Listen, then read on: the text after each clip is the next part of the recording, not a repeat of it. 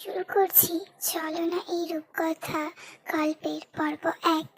লজ্জা পাওয়া উচিত তোমার গায়েরা। দুটো বাচ্চা আছে আমার, আর সেই আমাকে তুমি বিয়ের প্রস্তাব দিচ্ছ।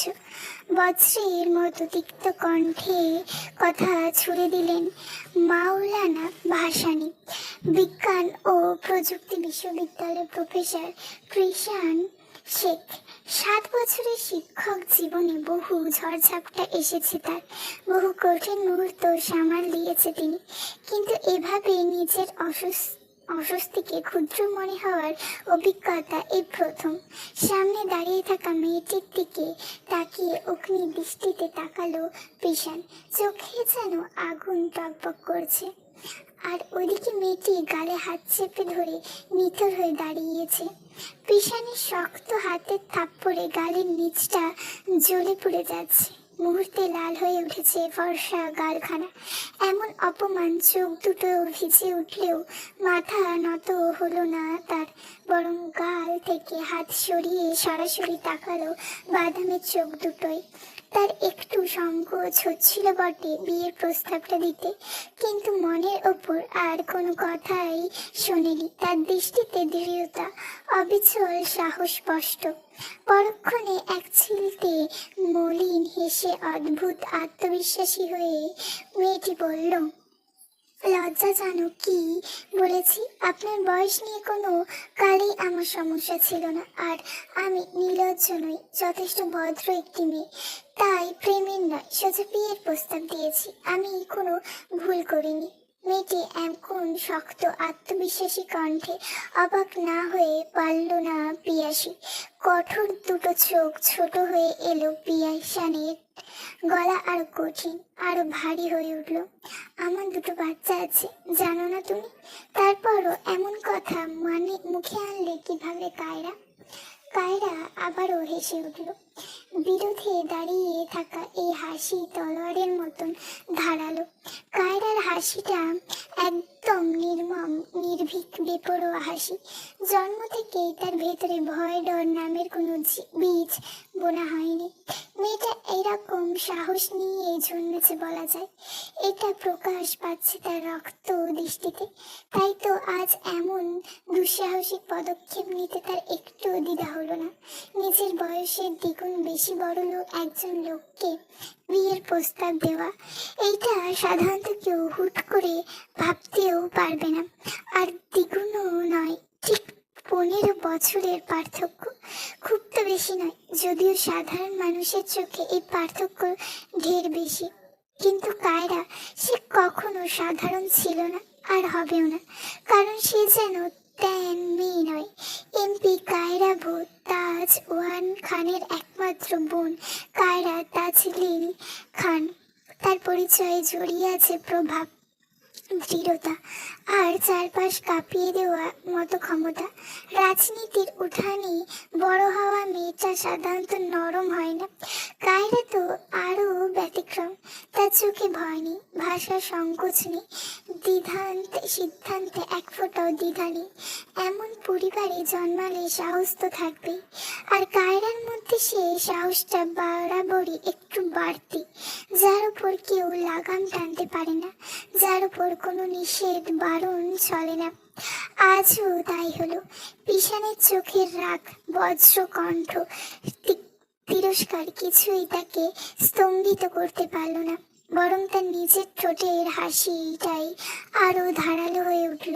সামনে ব্যক্তিটিকে জয় করার জন্য আরো আগ্রহী হলো সে। সামনে হেসে আবার বলল, আপনার দুটো বাচ্চা আছে জানি, আর এটাও জানি আপনি বিপত্তিক। সুতরাং ধর্ম, সমাজ, আইন সবকিছু আপনাকে অনুমতি দিয়েছে দ্বিতীয়বার বিবাহ করার জন্য। তাহলে আমাকে প্রত্যাখ্যান করার কারণ শুধুমাত্র বয়সের পার্থক্য। নিজের ভেতর কোথাও গভীরে চেপে রাখা ক্ষতটা যেন হঠাৎ দপ করে জ্বলে উঠল। কৃষাণ বুঝতে পারল এই মেয়েকে যুক্তি দিয়ে থামানো যাবে না, রাগ দেখিয়ে ঠেকানো যাবে না। এতদিন যতটা সহ্য করেছে, আজ তা সহ্যের সবটুকু সীমা ছাড়িয়ে ফেলেছে। তাই কোনো উত্তর না দিয়ে তিনি ঘুরে দাঁড়ালেন। স্থ পায়ে হনহন করে বেরিয়ে গেলেন ক্যাম্পাস দিয়ে। তার হাঁটার শব্দের সঙ্গে মিলেমিশে পেছন থেকে ভেসে এলো কায়রার দৃপ্ত কণ্ঠ। কতদিন এভাবে পালিয়ে বেড়াবেন স্যার? আমার ভালোবাসা সত্যি হলে আর আল্লাহ চাইলে এই আমাকেই আপনার বিয়ে করতে হবে, কথাটা মিলিয়ে নেবেন। কথাগুলো কানে এলো, পিছন হাঁটা থামালো না। কিন্তু কথাগুলো শুনে দেখ চোখ দুটো শক্ত হয়ে বুঝে ফেলল। বুকটা টিপ টিপ করছে, নিঃশ্বাস ভারী হয়ে উঠেছে। রাগে আর অজানা অস্থিরতা। এতটা বাজে পরিস্থিতির মুখোমুখি হতে হবে নিজে কখনো কল্পনাও করেনি।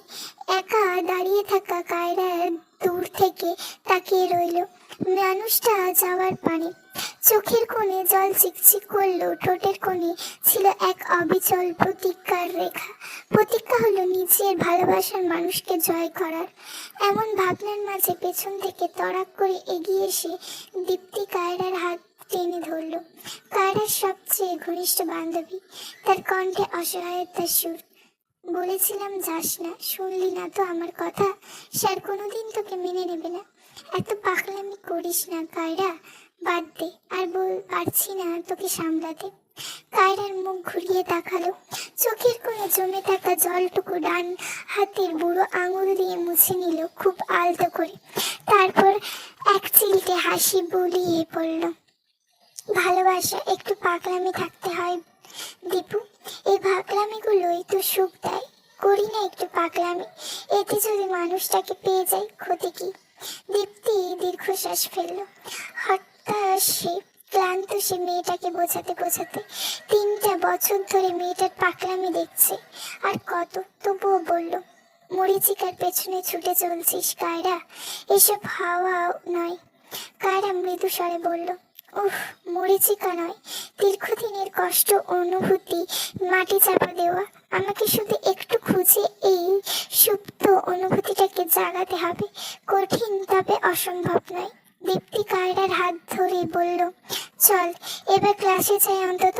তোর সঙ্গে তো আমি কোনো কিছুতেই আর পেরে উঠি না কখনো। আপাতত ক্লাসটা করি, আয়। কায়রা অল্প হাসলো দীপ্তির কথায়, অতঃপর ব্যাগটা কাঁধে তুলে নিল ধীর ভঙ্গিতে আর বলল, চল তাহলে যাওয়া যাক। এরপর দুজন একসঙ্গে ক্লাসের দিকে হাঁটা দিল। তবে কায়রার প্রতিটি পদক্ষেপ বাজছিল অব্যক্ত প্রতিজ্ঞার দৃঢ় শব্দ। সে হার মানার মেয়ে নয়, আর না মানবে। আজ ভার্সিটি থেকে স্কুটি নিয়ে সোজা বাজার করতে গিয়েছিল প্রীতিশা। পুরো নাম প্রীতিশা শেখ দুস্তি, পিসানে ছোট বোন। ফুরফুরে জন্মনে মেজাজি ছিল আজ। এতদিন হোমসে থেকে পড়ালেখা করেছে, তাই খোলা আকাশের রং, বাতাসের স্বাদ সবকিছুই তার কাছে নতুন নতুন। জীবনের আসল স্বাদই তো স্বাধীনতা। কিন্তু বন্দি জীবন কাটিয়ে এসেছে এত বছর। টাঙ্গাইলে এসেছে 7 দিন হলো। গুছতে চান্স পাওয়ার মাওলানা ভার্সিটিতে প্রথম বছরে পড়েছে সে, যেখানে তার ভাই অধ্যাপক। কালকের মতো আজও সে প্রায় উঠছিল তার প্রিয় স্কুটিতে, একদম পাখির মতো হাওয়া ভেসে। 2 হাত ছড়িয়ে একের পর এক দীর্ঘশ্বাস নিয়ে অনেকবার বাতাসে নিজেকে সেপেছে। উফ, কি সুন্দর সেই অনুভূতি। এভাবে বাজারে পৌঁছে স্কুটিটি একটি দোকানের পাশে দাঁড় করালো। লাল শাক, কুমড়ো, লাউ আর ছোট মাছ ইত্যাদি কিনে ধীরে ধীরে সবগুলো তার বাজারের ব্যাগে ভরে গেল দোকানদার চাচা। সে ব্যাগ নিয়ে টাকা দিয়ে হাসি হাসি মুখে বলল, এবার আসি চাচা, আল্লাহ হাফেজ। দোকানদারও হাসি মুখে বলল, আহে নাম্মা, আল্লাহ হাফেজ। সব ঠিকঠাক ছিল, কিন্তু স্কুটির কাছে গিয়ে আচমকা চোখ দুটো বিস্ময়ে বড় হয়ে গেল প্রীতিশার। তার প্রিয় পিঙ্ক স্কুটি উল্টে পড়ে আছে। মুহূর্তেই কাঁদো কাঁদো হয়ে গেল হাসি মুখ প্রীতিশা। দৌড়ে স্কুটির কাছে এগিয়ে গিয়ে দেখলো সামনের একটা মিরর ভাঙা, ছেঁড়া ফাটা সিট আর কাদা লেগে আছে। সে শিউরে উঠলো এসব দেখে। কি অবস্থান করেছে তার স্কুটির? প্রীতিশার মনে হাজারো প্রশ্ন ঘুরপাক খাচ্ছে। কিভাবে হলো এটা? কে করলো? কার জন্য তার আনন্দে এমন দুঃখে পরিণত হলো? প্রীতিশা ধীরে ধীরে স্কুটিতে দাঁড় করালো। হাত দিয়ে উপরে সিটে ধুলো ঝাড়তে ঝাড়তে মনে মনে ভেবে নিল সে ছাড়বে না, এই কাজ করেছে যে। প্রীতিশার চোখে প্রতিশোধের আগুন জ্বলে উঠল। চিৎকার করে আশেপাশে তাকিয়ে বলল, কে করেছে এই কাজ? কার এত বড় সাহস? পাশ থেকে একজন মহিলা ধীরে ধীরে এগিয়ে এসে বলল, এই কাম তো করেছে আমাগো এলাকার গুন্ডারা। ওরা মারামারি করতে যাইয়া তোমার হুন্ডারের উপরে পড়েছিল, হেনেও মারামারি করছে। মনে পরে মারতে মারতে হুন্ডা মুন্ডা ভাঙিয়া লাইছে। তারপর দৌড়াতে দৌড়াতে আবারও কনে জানি কারে মারতে গেল। আগেই বাড়ির দিকে যাইতে দেখলাম হেরে। প্রীতিশা এদের কথাবার্তা আঞ্চলিকতা থেকে বুঝতে পারে এরা এখানকার স্থানীয়, তাই একটু দ্রুত ও দৃঢ় কণ্ঠে বলল, আন্টি, আপনি জানেন কোন গুন্ডা চিনিয়ে দিতে পারবেন? মহিলাটি হঠাৎ আতঙ্কে উঠলেন। চোখে ভয়ে আজ দেখা যাচ্ছে সে কেন জেনে শুনে লাগতে যাবে গুন্ডার সাথে। তাই ভীতু গলায় বললেন, না গো মাইয়া, আমারে এই সবে জড়াইও না, তয় আমি নাম কইতে পারি হেই পোলার। প্রীতিশা বিন্দুর মাত্র না থেমে দৃঢ়ভাবে বলল, জি, নাম বলুন, তাহলেও চলবে। আমার স্কুটির ক্ষতিপূরণ আমি নিজেই নিয়ে আসবো, যেভাবেই হোক। রাস্তাঘাটে গুন্ডামি করবে এরা, আর আমাদের মতো সাধারণ মানুষের ভোগান্তি হবে। এবার নাম বলুন, দ্রুত বলুন। মহিলাটি ধীর গলায় স্বর নামিয়ে বললেন, এই পোলার নাম হইল কাবির। প্রীতিশা তড়িঘড়ি করে বলল, ঠিকানা দিতে পারবেন? মহিলাটি প্রীতিশার একদম কাছে ঘেঁষে দাঁড়ালো যাতে কেউ না শোনে। এরপর আস্তে আস্তে বলল, এই বাজার ধরিয়া সোজা হাঁটা দাও, সামনে মোড়ে একটা রঙের টিনের বাড়ি দেখবা, ওইটাই কাবির গুন্ডার বাড়ি। আমার আবার নাম কইও না, আমার মন বড়, তাই মাইনসের উপকারের না করবার পারি না। আর সৈন্য রেখো, পোলা কিন্তু পোলা না, একেবারে আগুনের গোলা। পুরা এলাকা ডরায় হেরে দেখা, আমিও খুব ডরাই। প্রীতিশা মনোযোগ দিয়ে শুনল, কিন্তু শেষের হুমকি ঘাবড়ে গেল না, শুধু শান্তভাবে বলল, আমি এক আল্লাহ ছাড়া দুনিয়ার কাউকে ভয় পাই না। আচ্ছা, ধন্যবাদ আন্টি সাহায্যের জন্য। মহিলাটি মাথা নাড়িয়ে চলে গেলেন। এরপর প্রীতিশা কিছুক্ষণ স্থির হয়ে চারপাশে তাকালো। স্কুটিটাকে কোনো রকমে একটা ভ্যানে তুলে সার্ভিসিং এ পাঠিয়ে দিল। যা টাকা খরচ হবে এইবার ওই গুন্ডার থেকেই নেবে সে, যেভাবেই হোক আদায় করবে। অজ্ঞত রওনা দিল ঠিকানায়। প্রথমে একটু ভয় হতে লাগলো, একা একটি ছেলের বাড়িতে গিয়ে টাকা চাইবে, কিন্তু পরক্ষণে মনে পড়ে সে তো ক্যারাটে শিখেছিল, 3টে বেল্টও পড়েছে। যদিও ক্যারাটে মেয়েদের সাথে ছিল, তবু নিজেকে সাহস জুগিয়ে রওনা দিল। এখনই তার আসল পরীক্ষা। পরক্ষণে আবার ভাবলো, লোকটা যদি খুব বেশি শক্তিশালী হয়, তবে প্রীতিশা কি পারবে মারামারি করে টাকা নিতে? না, বেশি ভেবে ফেলেছিল। তাই মহিলার কথাবার্তা বাজার ধরে সে সোজা হাঁটতে শুরু করলো। অনেকটা এগিয়ে সামনে যেতেই টিনের রঙিন বাড়িটা চোখে পড়লো। স্কুটির কথা ভেবে আবার প্রীতিশার চোখে রাগের আগুন বেড়ে গেল দপদপ করে। সে রাগে কাঁপতে কাঁপতে দৃঢ় চিত্তে দরজার কাছে ধাক্কা দিল। খুলছে না দেখে ক্রমাগত লাথি মারতে শুরু করলো। একবার রাগান্বিত স্বরে বলতে শুরু করলো, এই কবির না কাবির, যাই হোক গুন্ডা একটা, বাইরে আয়, আমার স্কুটির ক্ষতিপূরণের হিসাব দিয়ে যা, আয় বলছি। প্রীতিশার অনবরত ধাক্কাধাক্কিতে পুরোনো কাঠের দরজা কপাট সবচেয়ে কটকট শব্দে খুলে গেল ভেতর থেকে। আর দরজার সামনে দেখা গেল কাঙ্ক্ষিত ব্যক্তিটি। তবে প্রীতিশা আগের মতনই হুমড়ি তুমড়ি করতে পারল না, কেমন যেন স্থির হয়ে গেল। দরজার কাছে দাঁড়িয়ে থাকা কাবিরের চেহারাটা প্রথম দেখতে একজন মানুষকে বিভ্রান্ত করে দেওয়ার মতো। একটা সাধারণ খয়েরি শার্ট আর কোমরে চেক চেক লুঙ্গি পেঁচানো উজ্জ্বল বর্ণের লোকটার মাথা ভর্তি ঘন ছাগড়া চুল, যা এলোমেলো অগোছালো হয়ে আছে। ধূসর বাদামি চোখ আর মসৃণ কালচে ঠোঁট। এভাবে একদম খুঁটিয়ে খুঁটিয়ে কবিরাকে ছোট ছোট চোখে পরখ করে নিল প্রীতিশা।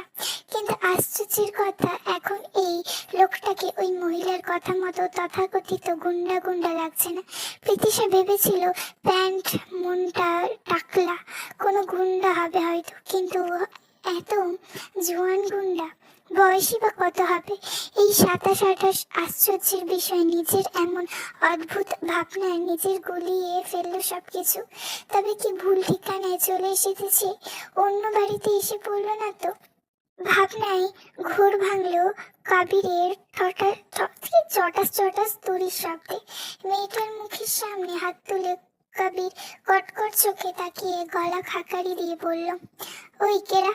যেইভাবে দরজা ধাক্কা ধাক্কি করতেছিলেন, আমার দরজা আরেকটু হইলা ভাঙ্গা যাইতো।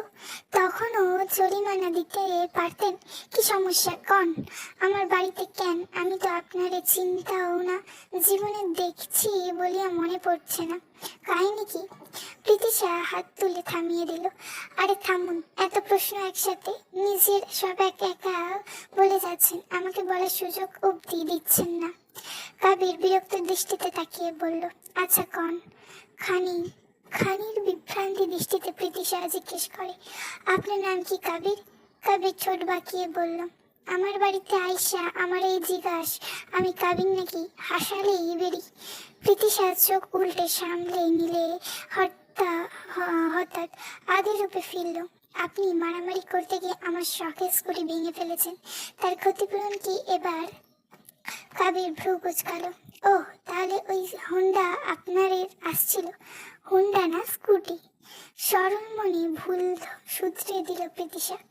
ভুল ধরিয়ে দেওয়ায় কাবিরের মুখ আরো গোমরা হলো। তাই কোনো রকমে মুখ কুচকে বলল, হয়েছে হয়েছে বুঝছি, একই জিনিস। কয়েক টাকা লাগবো কেন? দিয়া দিতাইছি। কাবির কারোর টাকা মাইরা খায় না। শেষ কথাটা বেশ গর্বের সহিত বলল কাবির। সত্যি তাই? তবে প্রীতিশা এমন ভাবনায় পড়ে গেল, কত টাকা লাগবে সেও তো জানে না, মাত্র সার্ভিসিং এ পাঠিয়েছে। তাই ঠোঁট উল্টে বলল, আসলে ঠিক কত টাকা লাগবে সেই সঠিক অ্যামাউন্টটা এখনো বলতে পারছি না, মাত্র সার্ভিসিং এ পাঠালাম। এই শুনে কাবের হঠাৎ হু হা করে হেসে উঠল উচ্চস্বরে। প্রীতিশা বিরক্ত চোখে তাকালো। কি আজব, এভাবে হাসছে কেন? কাবির হাসতে হাসতে বলল, মাইনে সে শিখি কয়, মাইনে সে বুদ্ধি হাঁটুর তলে থাকে। আরে আপনি হিসাবটা জানিয়ে আসবেন না আমার কাছে? আর আগেই আমার বাড়ি আইয়া লাথালাথি লাগিয়েছেন, হুদাই সময় নষ্ট করলো আমার। জানগা, এখন ঘুমামু আমি। শেষ কথাটা হাই তুলে বলল কাবির। প্রীতিশা দাঁতে দাঁত চেপে বলল, পরে যদি আপনাকে না পাই, তাই তো আগেই এসেছি। আচ্ছা, পরে এসে টাকা নিয়ে যাব, আপনি এই সময় এখানেই থাকবেন তো? বিরক্তির দীর্ঘশ্বাস ফেলে কাবির বলল, আমারে সব সময় পাইবেন না, আমি কাজে ব্যস্ত থাকি, তাও ঠিক ঠিকানা নাই। এক কাজ করেন, নাম্বারটা রাইখা দেন। প্রীতিশা খোঁচা মেরে বলল, রাস্তাঘাটে গুন্ডামি করাও নাকি কাজ? কাবির এবার দাঁত বের করে হাসলো। গুন্ডামি করি নাই, খালি উচিত শিক্ষা দিচ্ছি, যেইটা দরকার আছিল। এখন বেশি কথা না কইয়া নাম্বার লেখেন। শেষ কথাটা বলে কাবির ঝরঝর করে নাম্বার বলে দিল। প্রীতিশাও গভীর মুখে সেটা ফোনে সেভ করলো। এরপর বিন্দুমাত্র অপেক্ষা করার সুযোগ দিল না কাবির। আর কোনো বিদায় না, সৌন্দর্যতা না দেখিয়ে কাবির দুম করে দরজা বন্ধ করে দিল প্রীতিশার মুখের ওপর।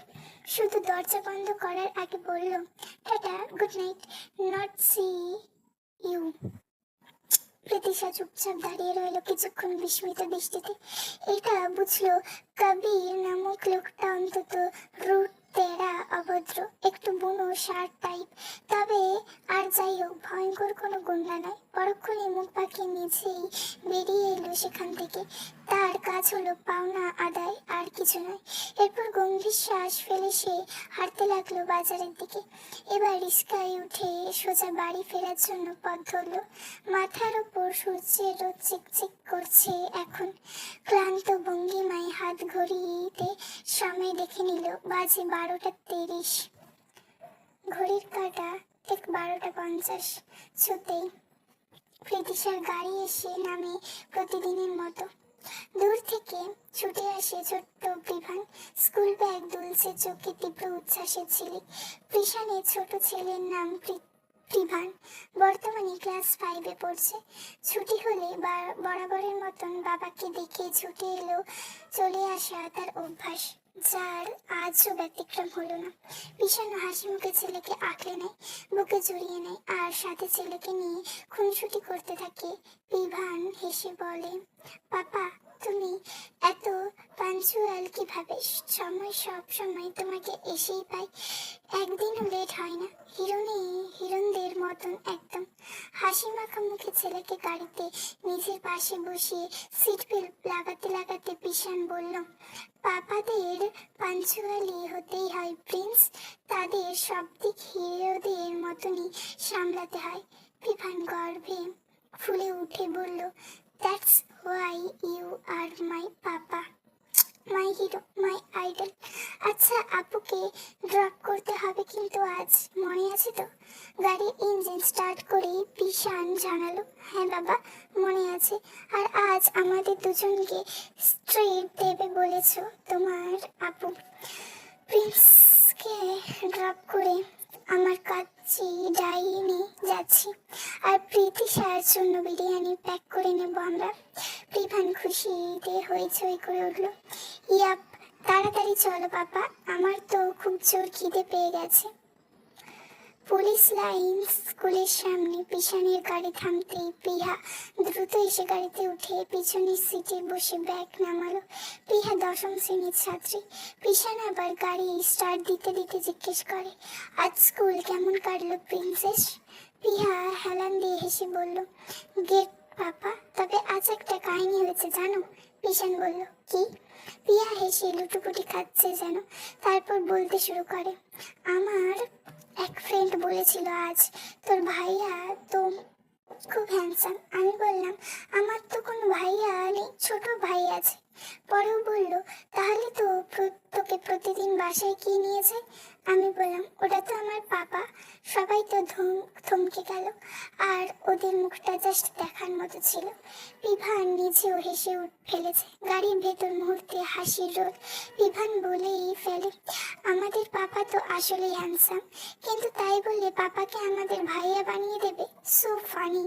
পিশান মজা করে হেসে বলে, হয়েছে হয়েছে, আর পারছি না কমপ্লিমেন্ট নিতে, আমারও লজ্জা লাগে। সোনারা নাও চলে এসেছি, নামো এবার। কাছে ডাইনের সামনে গাড়ি থামতে তিনজনে নেমে পড়ে। পিছন গাড়ির পার্কিং করে এসে বাচ্চাদের সাথে রেস্টুরেন্টে ঢুকে পড়ে। বাচ্চাদের সাথে খাওয়া দাওয়া আড্ডা দেয় মন ভরে। টেবিলে বসে কাচ্ছে ঘ্রাণ, আর টেবিল জুড়ে দুজনের গল্পের ফোয়ারা ছুটছে। ইহা বিরিয়ানি খেতে খেতে জানতে চাইলো, খাবার কেমন লাগছে পাপা? পিশান খেতে খেতে হাসি মুখে বলল, টু গুড প্রিন্সেস, তোমাদের সাথে সময় কাটাতে পারলে সব এমনি ভালো লাগে। তাছাড়া খাবারের টেস্টও দারুণ। তিনজন আড্ডা হাসি মজার ফাঁকে হঠাৎ প্রিয়া একটু সোজা হয়ে বসে বলল, আগে একবার আমি ফ্রেন্ডদের সাথে এখানে এসেছিলাম পাপা, তখন তেরেহি খেয়েছিলাম, উফ কি দারুণ ছিল। ওনাদের রান্না সত্যি বেস্ট, তাই ভাবলাম তোমাদের ট্রিট এখানেই দেব। পিশান নম্র হাসি দিয়ে প্রশ্ন করলো, আচ্ছা কিসের ট্রিট তা তো এখনো বললে না প্রিন্সেস? মেয়েটা মুখে বিজয়ের হাসি হেসে নিয়ে বলল, ডিবেট কম্পিটিশনে ফার্স্ট হয়েছে পাপা, সেটা উদযাপন আজ তোমাদের আমার অতিথি। I am proud of you my princess. পিশানের কণ্ঠে গর্বের কোমল স্বর। বিভানও অমনি বলে উঠল, তর্কে তো তুই জিতবি, এটা জানা কথাই। সারাদিন বাসায় প্র্যাকটিস করিস কি, ঠিক বললাম তো? বিভানের খোঁচা টের পেতে বিহা তীক্ষ্ণ দৃষ্টিতে তাকায়। বিভানের তা বুঝে সঙ্গে সঙ্গে মাথা নিচু করে চুপ হয়ে যায়, তবে ঠোঁটের কোণে লুকানো দুষ্ট হাসি থেকেই যায়। পিশান বলল, ঝগড়া করে না বাচ্চারা। আর বিভান, খাবার লেট হচ্ছে তোমার। পিহার খাওয়া শেষ হলো মাত্র, পিশানেরও শেষ, কিন্তু প্রিভানের খেতে লেট হচ্ছে। তাই প্রিহা বসে না থেকে একটু মাথা কাত করে ফোনের স্ক্রিনটা ঠিকঠাক করলো। আলোটা মুখে নরমভাবে পড়ছে কিনা সেটাও দেখিয়ে নিল। তারপর ফোন উপরে তুলে বলল, খাওয়া হয়েছে, আসো একটা সেলফি নিই সবাই। তাকাও ফোনের দিকে। ফুকুমনি সবাইকে দেখাবো। বাবা ছেলে তৈরি হলো। পিহার কথায় স্ক্রিনে প্রতিফলিত মুখগুলো হাসির ঢেউয়ে হালকা কেঁপে উঠল। ক্লিক ক্লিক শব্দে একাধিকার মুহূর্তগুলো বন্দি হয়ে গেল পিহার ছোট্ট ফোনটায়। ছবিগুলো দেখে ওর চোখ দুটো ঝিলমিল করে উঠল। পিহা উচ্ছ্বসিত হয়ে উঠল। পাপা, খাওয়া শেষ। পিক তুলবো ওই জায়গাটার। ওই জায়গায় লাইট পড়ে খুব সুন্দর ছবি আসে। পাশ থেকে বিভান মুচকি হেসে বলল, আমিও কয়েকটা পোজ দিব, তুলে দিস ছবি। পিহা নিছক মজা করে জিভ বের করে বলল, পারবো না।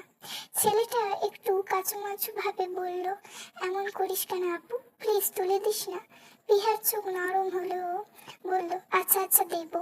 আর পাপা, তোমারও কয়েকটা স্টাইল ছবি উঠাবো, চলো তাড়াতাড়ি, আবার লোকজন না এসে পড়ে, ফাঁকা আছে এখন। এবার প্রিহাই সবাইকে টেনে তুলল। প্রিহা নিজের বাবাকে তার করালো রেস্টুরেন্টের এক কোণের দেওয়ালের কাছে, যেখানে আলোটা নরম সোনালি হয়ে মুখে পড়ে, ডেকোরেটের করা। প্রিহা ফোনটা সামান্য বাঁকা এলগেলে রেখে বলল, পাপা, একটা হাত পকেটে রাখো। হ্যাঁ, এভাবে একটু, এখন একটু পাশ ফিরিয়ে তাকাও, অ্যাস্থেটিক লাগবে ছবিটা। পিশান একটু লজ্জা পেলেও মেয়ের উৎসাহে নিজেকে গুছিয়ে নিল।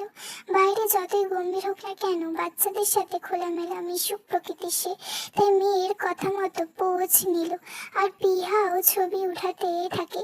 পিভান পাশে দাঁড়িয়ে পোজ প্র্যাকটিস করছে, কখনো কলার ঠিক করছে, কখনো চুল হাত দিচ্ছে। পিয়া হেসে ফেলছে মাঝে মাঝে। ওদের দুজনের বাচ্চা স্বরূপ পাগলামি দেখে পুলকিত হচ্ছে পিশানও। শেষ ছবিটা বাবা ছেলে তুলে নিল পিহা। ছবিটা তুলে পিহা বলে উঠল, পারফেক্ট, আজকে তোমাদের দুজনেরই ছবি দারুণ এসেছে। পিভান খুব খুশি হয়ে বলে, হ্যাঁ বউ, আমাকে দেখো, দারুণ লাগছে না? পিহা মুখ কুচকে বলে, বাঁদর লাগছে। পিভান রেগে না বরং হেসে ফেলে। পিশান তাদের দুজনকে দেখে নীরব হয়ে থাকে। চোখের সামনে তার পৃথিবীর দুই উজ্জ্বল অংশ, একটি সম্পূর্ণ জীবনের পূর্ণতা। ছেলের জন্ম দিতে গিয়ে স্ত্রীকে হারিয়েছে সে। তাকে হারানোর পর কত অন্ধকার রাত পেরিয়ে সে আজ এখানে পৌঁছেছে। বুকের ভেতর দুঃখের দহন এখনো আছে, কিন্তু সেই দহন ঢেকে রাখে এই দুই শিশু মুখ, পিহা আর পিভান। তার রক্ত, তার বেঁচে থাকা একমাত্র কারণ, আর কাছে তার বোন, যে যে এখনো মায়া দিয়ে আঁকড়ে রেখেছে ভাঙা পরিবারের শেষ বাঁধন। মেয়েটাও যে অতীন, বড় ভাই ছাড়া আর কেউ নেই দুনিয়ায়। এদের জন্য বেঁচে আছে পিশান। পিশান চুপচাপ তাকিয়ে থাকে তাদের দিকে। এই দুজন তার অংশ, তার অস্তিত্ব, আর এই দুটো মিলে তার জীবনের সূত্র এখনো দৃঢ়ভাবে ধরে আছে। এই দুই অস্তিত্বে তার শক্তি আর শান্তি, আর তার বাঁচার কারণ। বাচ্চাদের কথার মাঝে পিশান পিহা আর পিভানের মাথায় চুমু দিল। তার জীবনের সব সুখের শব্দের অর্থ এরাই। সময় থমকে আছে যেন। পিশান আসার আগে প্রীতিশার জন্য প্যাক করে নেয় এক প্যাকেট বিরিয়ানি। ঘ্রাণ ভাসে কোয়াঞ্চির, আর তাদের জীবনে জমে ওঠে নিখাদ একটি মুহূর্ত, একটি পরিপূর্ণ পারিবারিক দুপুর। এইসব কিছু অদূরে থেকে লক্ষ্য করছিল একজন। সে টেবিলে একটি স্ট্রবেরি জুস নিয়ে বসেছে, মাঝে মাঝে পাইপে চুমুকও দিচ্ছে, তবে চোখ সামনে নিবদ্ধ অপলক ভাবে। আচমকা প্রিয় মানুষটিকে এমন চমৎকার রূপে দেখে অবাক হলো সে, যদিও তাকে গুরু গম্ভীর ছাড়া অন্য কোনো রূপে দেখার সুযোগ হয়নি। তবে আজ দেখেই নিল প্রিয় মানুষটির কোমল নরম সত্তা। এইসব মুহূর্তে ডুবে ছিল না সে। এবার বাবার সন্তানকে দেখে আরো একবার মুগ্ধ হলো। এমনিতে মুগ্ধতা শেষ নেই, আর যে কত রূপ দেখাবে তার প্রাণপ্রিয় মানুষ। অদূরে লক্ষ্য করা মেয়েটি আর কেউ না, সে কায়রা তাজনীল খান।